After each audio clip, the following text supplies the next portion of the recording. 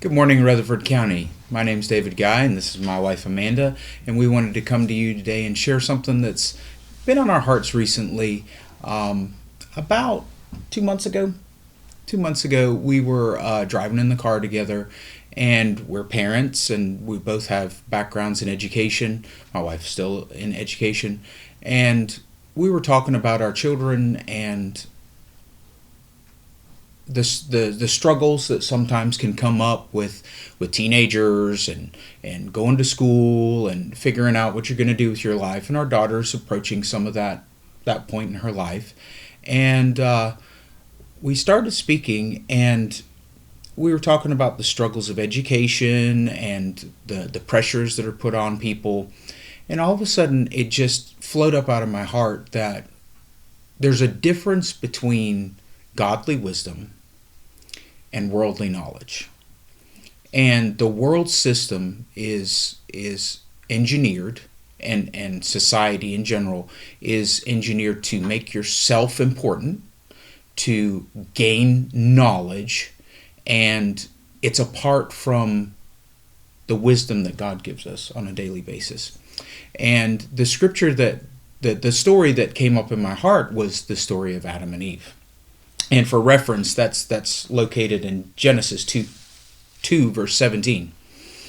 And it speaks about when Adam and Eve were in the garden. It speaks about where Adam walked with God every day. In the cool of the day, he walked with God. He had conversation with God, dialogue with God. It wasn't just a one-sided thing. It was a conversation. And when the fall of man occurred, the devil used the seduction of knowledge to make them like God. And we see this time and time again throughout society. It's about making yourself appear to be something more than you ought to be, something important. Raise your education, gain knowledge, educate yourself, self-improvement. And that's not the way that Adam walked with God. Adam walked with God in a relationship. And it wasn't to make him better as above God. It was to be in submission to what God wanted him to do. And so in Genesis 2:17, it says, "But of the tree of the knowledge of good and evil, and blessing and calamity, you shall not eat, for in the day that you eat of it, you shall surely die." And when Eve and Adam ate of that fruit, they lost something. They lost something at that point. They didn't drop dead at that moment, but they lost the innocence that God had on them. And so often we see in today's society, everything, especially with young people, it's to expose them to knowledge, and they lose their innocence. And going on further, it speaks in Genesis 3. "Now the serpent was more subtle and crafty." Crafty it's that devilish knowledge. "Than any living creature on the field which the Lord had made. And he, Satan, said to the woman, 'Can it really be that God has said, you shall not eat from every tree of the garden?' And the woman said to the serpent, 'We may eat the fruit from the trees of the garden, except from the tree that is in the middle of the garden. God has said, you shall not eat of it, neither shall you touch of it, lest you die.' But the serpent said to the woman, 'You shall not surely die. For God knows that in the day you eat of it, your eyes will be opened, and you will be like God, knowing the difference between good and evil, blessing and calamity.'" Prior to that, they walked with God. God spoke with them. God showed them what they were supposed to do. He allowed them. They had everything they needed in the Garden of Eden. But when they ate of that fruit, suddenly they were corrupted. They lost their innocence. And then I'll change this up moving forward from there. When we talk about the difference between wanting the wisdom of God and the knowledge of the world, God tells us to seek godly wisdom. And in James 3:13 through 17, it says, Who is there among you who is wise and intelligent? Let him, by his noble living, show forth his good works with unobtrusive humility, which is the proper attribute of true wisdom. Wisdom doesn't puff you up. It doesn't make you more than somebody else. You're humble. You know that you got that from God, not from your own understanding or your own striving to gain knowledge. And then it goes on, it says, but if you have bitter jealousy, envy, and contention, rivalry, selfish ambition, and that is the world system. You want to be better. It's a rat race. In your hearts, do not pride yourselves on that, and thus be in defiance and false to the truth. This superficial wisdom, this worldly wisdom, is not such as comes down from above, but it is earthly, unspiritual, animal, even devilish and demonical. For wherever there is jealousy, envy, and contention, rivalry, and selfish ambition, there will also be confusion, unrest, disharmony, rebellion, and all sorts of evil and vile practices. And if you think about our world system today, that sums it up quite well. But the wisdom from above is first of all pure. It is innocent.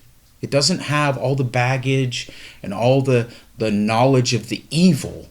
It's pure, undefiled. Then it is peace-loving, courteous, considerate, gentle. It is willing to yield to reason, full of compassion and good fruits. It is wholehearted and straightforward, impartial and unfeigned, free from doubts, wavering, and insincerity. And the reason that wisdom from above is that way is because you know you're getting it from God. You're asking God, what's your will for my life? How do you want me to approach this situation? I don't know what to do here. Please teach me what to do. And you know in your heart, out of humility, it's not you that is making the difference. It's God that is. And that's the difference between the worldly knowledge. Mm-hmm. And one of the things that God really began to unfold to us through this is just what it says. Godly wisdom comes with humility. And we said that before in Genesis 3 when Satan came to Eve and said, "You'll be like God." Well, that's worldly wisdom. Worldly knowledge wants us to be better than everyone else. It's not humble. But godly wisdom is. It's humble. It says unobtrusive humility. It's pure. It's undefiled. And because we know that it didn't come from us, because God is the only one who gives wisdom. And to go along with that, in Isaiah 5:21, it says, "Woe to those who are wise in their own eyes and prudent and shrewd in their own sight." When you think that you have it all figured out, you better be careful because you're about to take a fall. Because the worldly wisdom, the wisdom apart from God, the knowledge, knowing a lot of things, even people that are secular recognize that a lot of people that are very, very educated, they lose touch with what reality can be sometimes. Yes. Proverbs 14:12, It says, "There's a way which seems right to a man, and appears straight before him, but the end of that way is death." And, God really began to show this to us, and we've seen this, just like we said, we've worked with a lot of young people over the years and our own children, and we as Christians, we know that often we think we know. Mm-hmm. We think we know better, and God warns us about that and says the end of that is death. So beware not to think that you know better than God. And when you look at a lot of these worldly philosophers, they end up being very pessimistic. They end in death. It's they lose hope. What is the point? Why am I here? But when you're depending on God, you know why you're here, because God placed you here and God has a purpose for you. In 1 Corinthians 8:1, I want to talk about the part where knowledge puffs people up. It makes you have an over-exaggerated opinion of yourself. You think that you're important. And it's specifically talking in here about knowing about traditions. And it's talking about food. And it says, now, about food offered to idols, this is 1 Corinthians 8:1. About food offered to idols, of course, we know that all of us possess knowledge concerning these matters. Yet, mere knowledge causes people to be puffed up. And this is the part that I want to hone in on, is when you have God's wisdom, God teaches you how to use the knowledge that you've gained.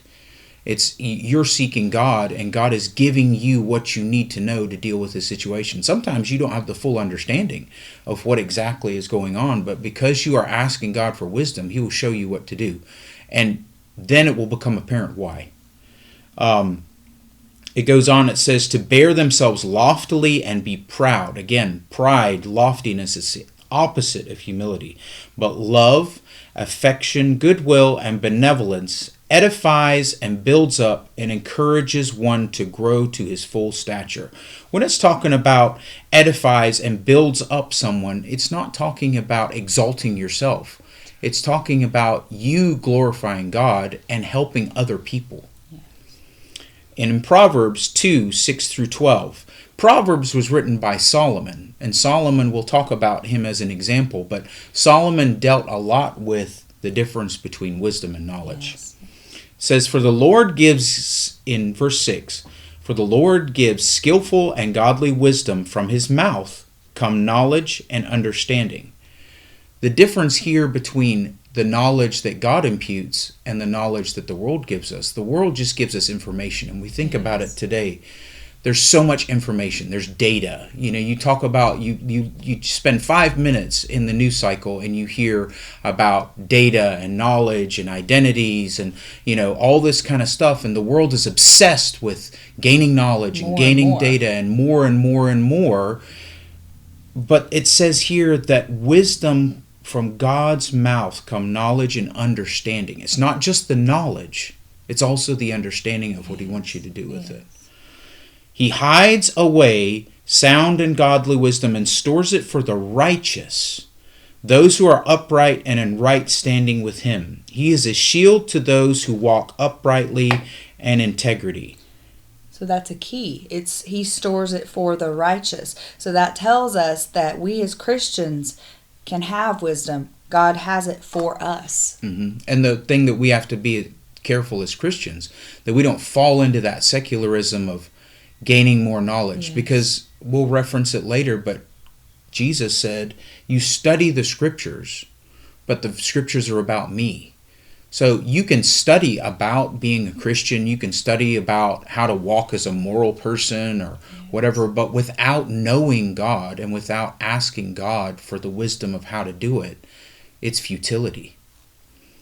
It goes on to say, that He may guard the paths of justice, yet, yes, He preserves the way of His saints. Then you will understand righteousness, justice, and fair dealing in every area and relation. Yes, you will understand every good path. You can have knowledge, but you won't understand the path that God has you on. Discretion, and that's a very key word, discretion. Discretion is not necessarily knowledge. It's being able to use the knowledge properly. Shall watch over you, understanding shall keep you, to deliver you from the way of evil and the evil men, from men who speak perverse things and are liars. That's right. And in Proverbs 1 verse 7 it says, the reverent worshipful fear of the Lord is the beginning and the principle and the choice part of knowledge, its starting point and its essence. But fools despise skillful and godly wisdom, instruction, and discipline. And this is very key for us as Christians, because as Christians we want to guard against just amassing knowledge, just like David said. We don't want to just amass knowledge. And how do we guard against that? It starts right here with the reverent worshipful fear of the Lord. And it says it's the beginning and the choice part of knowledge, because God does give knowledge to His people, but without His wisdom it's worth nothing. And so we need to be aware of that. And it says fools despise skillful godly wisdom, instruction, and discipline. And you as Christians see that people in the world often don't understand the ways of God and the ways that we live and the choices that we make to live holy, because they don't have the wisdom to see why. And so as Christians, we want to keep seeking that knowledge. We want to keep seeking God's wisdom to help us understand. And the key part there is it's the fear of the Lord. It's not a fear as Yes. a dread, like That's right. you're afraid of God, but it's a reverence. It's a reverence knowing that it's not your wisdom, it's God's wisdom. Yes. It's not your amassed knowledge, it's not your experience, it's not your truth. It's what God says. And Job was a good example. Job was somebody that had all his life had tried to do the right thing, had tried to follow the law, follow the rules, tried to be knowledgeable. But in the end, when he went through his trials and temptations, he was shown by God that he really didn't know anything. Even all the knowledge that he had, it didn't count for anything, because when it came down to the wire, he was found lacking, and he didn't have God's wisdom, and he thought he knew more than God did. And it says in Job 28:23, God understands the way to wisdom, and he knows the place of it. Wisdom is with God alone. For he looks to the ends of the earth, and he sees everything under the heavens.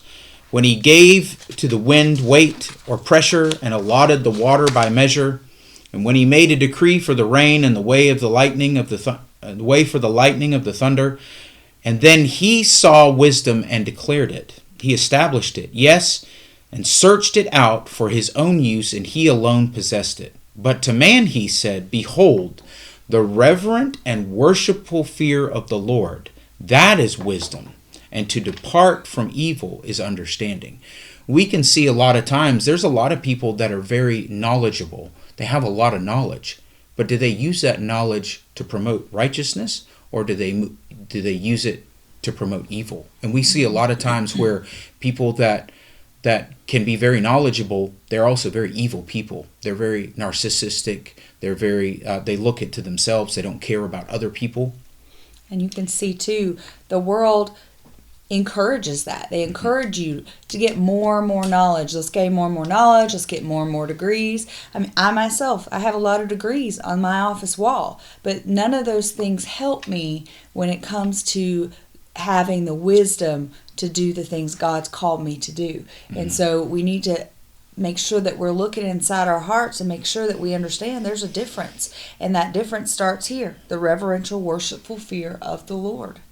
And there's several examples of this all throughout the Bible. We've already talked about Eve and what happened in the garden. We talked about Job. Let's talk about Solomon for a few minutes, because Solomon in the Bible, as we all know, we studied it as children, he asked God for wisdom, and God granted it to him. And in 1 Kings 3:5-12, it says, In Gibeon, the Lord appeared to Solomon in a dream by night, and God said, Ask what I shall give you.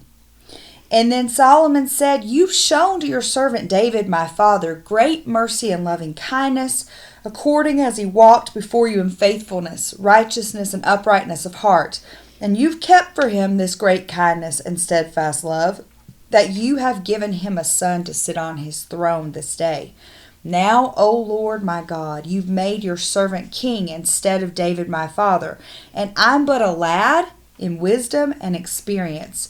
I know not how to go out, begin, or come in. And you can hear the humility in Solomon even when he's speaking to God in the scriptures.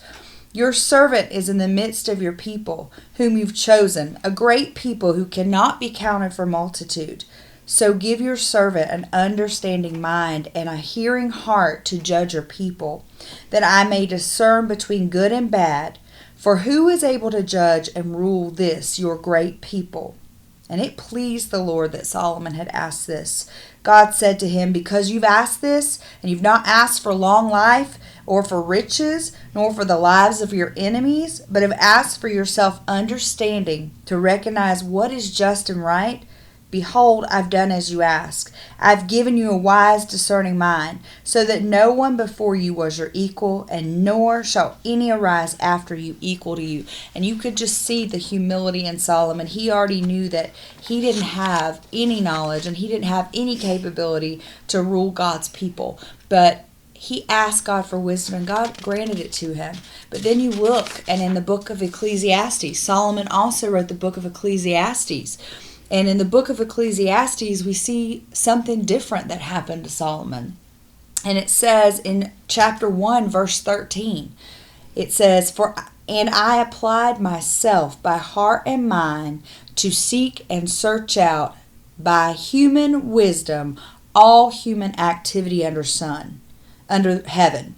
It is a miserable business which God has given to the sons of man with which to busy themselves. And you see the difference here. This is not seeking out God's wisdom. This is seeking out human wisdom. He said, I've seen all the works that are done under the sun, and behold, all is vanity, a striving after the wind, and a feeding on wind. What is crooked cannot be made straight, and what is defective and lacking cannot be counted. I entered into counsel with my own mind. There's the difference. He didn't seek God's wisdom. He entered into counsel with his own mind, saying, behold, I've acquired great human wisdom, yes, more than all who have been over Jerusalem before me, and my mind has had great experience of more wisdom and scientific knowledge. And you see where Solomon has taken his eyes off of the one true God, and he's forgotten who gave him wisdom to start with. Mm-hmm. And I gave my mind to know practical wisdom, and to discern the character of madness and folly in which men seem to find satisfaction. I perceive that this is also a searching after wind and feeding on it. For in much human wisdom is much vexation, and that is true. And he who increases knowledge increases sorrow. And you see the difference in Solomon, how he changed, and how God gave him wisdom to take care of his people, and how Solomon took that and he perverted it by going after worldly knowledge, and how it made him miserable. And we see this a lot in the worldly philosophers. A lot of, like I mentioned earlier, they end in sorrow. They take their lives. They end up in dire straits and end up penniless and mm-hmm. these things, because they literally become pessimistic, because everything they search into is emptiness. When they get to the end of it, it's emptiness because it's not filled with God. Another good example of somebody in the Bible that sought God's wisdom was Joseph. Yes. Joseph was captured or taken captive by his brothers and sold into slavery in Egypt, ended up in jail in Egypt. Mm-hmm. And by God's wisdom that he was given, he ended up being a counselor to the king. And the king was having dreams and could not figure out what the dream was about, and it was troubling him and bothering him. And he was recommended to talk to Joseph because Joseph was full of God's wisdom. And in Genesis 41, verses 15 and 16, it says, And Pharaoh said to Joseph, I have dreamed a dream, and there is no one who can interpret it. And I have heard it said of you that you can understand a dream and interpret it. In other words, Joseph had a reputation of being a man of knowledge, mm-hmm. a man of understanding, that could perceive and discern things. And this is the key part, and this is the part that I'm talking about, the difference between somebody who's intelligent and somebody who has wisdom of God. Joseph answered Pharaoh, It is not in me. God, not I, will give Pharaoh a favorable answer of peace. He knew mm-hmm. that it was God's wisdom and it was God's dependence that he had that caused him to have intelligence. That's right. And we also see that in the book of Daniel. Daniel was much like Joseph. He was in captivity as a young person. And I'm going to paraphrase a lot of this just for time's sake, but when Daniel was very young and he went into captivity in Babylon, he immediately began seeking God and began seeking not to defile himself and began seeking God's knowledge. And it says in Daniel 1, and it's speaking about Daniel, Shadrach, Meshach, and Abednego, and it says, As for these four youths, God gave them knowledge and skill and all learning and wisdom. And Daniel had understanding in all kinds of visions and dreams. And then in chapter 2, when the king had a dream and the wise men of Babylon and the magicians, they couldn't interpret the dream. They didn't even know what the dream was, and the king wouldn't tell him. And Daniel, it says in chapter 2, it says Daniel sought God. And he asked God for the interpretation. And God showed it to him. And it says in verse 30, in chapter 2, verse 30, But as for me, this secret's not revealed to me for any wisdom that I have. more than anyone else living. And that's that humility. You can see the difference there. It's humility. He didn't puff himself up and say, yes, I know more than everyone else. He immediately gave God the glory and said, it's God that gave me this wisdom. And he said, in order that the interpretation may be known to the king.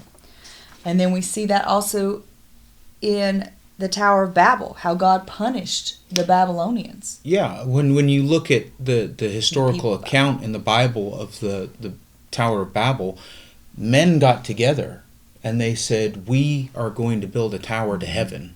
This is the opposite of what Daniel did. And God in heaven had a conversation and recognized that they could do it.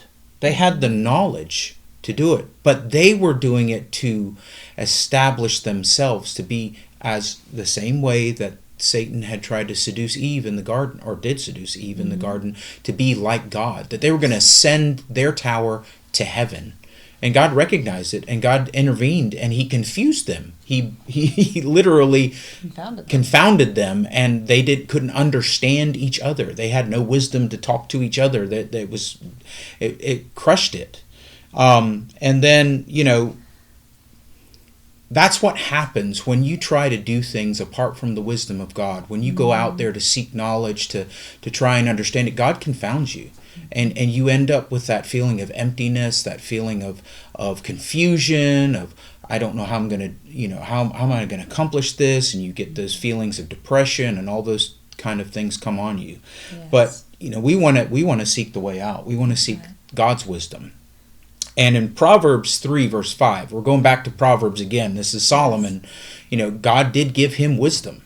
And he states in Proverbs 3, 5, and 6, lean on, trust in, and be confident in the Lord with all your heart and mind, and do not rely on your own insight or understanding.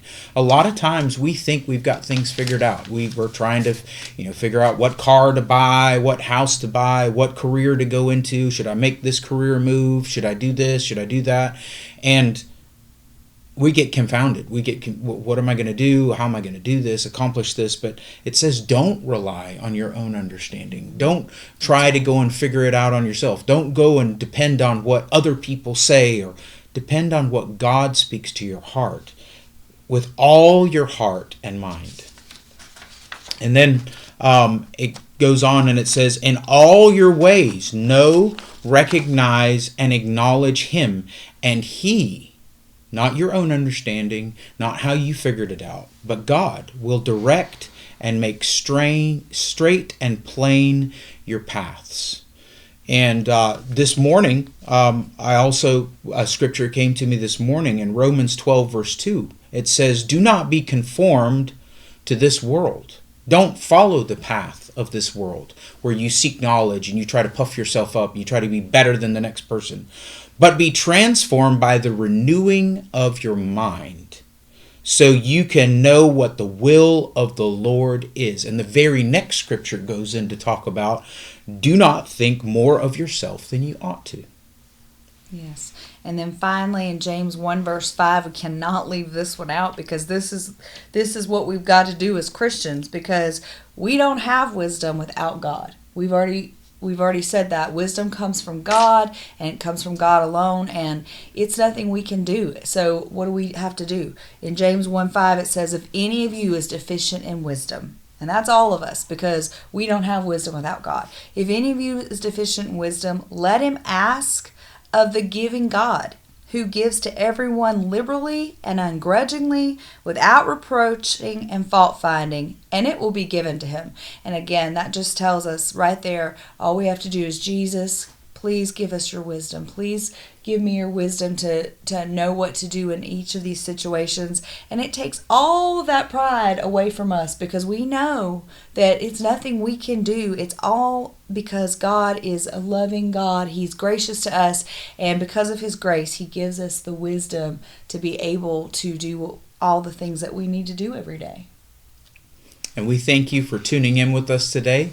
It's been a pleasure sharing our hearts with you, and we encourage you all to tune in to our regular broadcasts, and we hope that be Sunday mornings, and we hope that you'll take this message of seeking out God's wisdom instead of just seeking out knowledge. Thank you.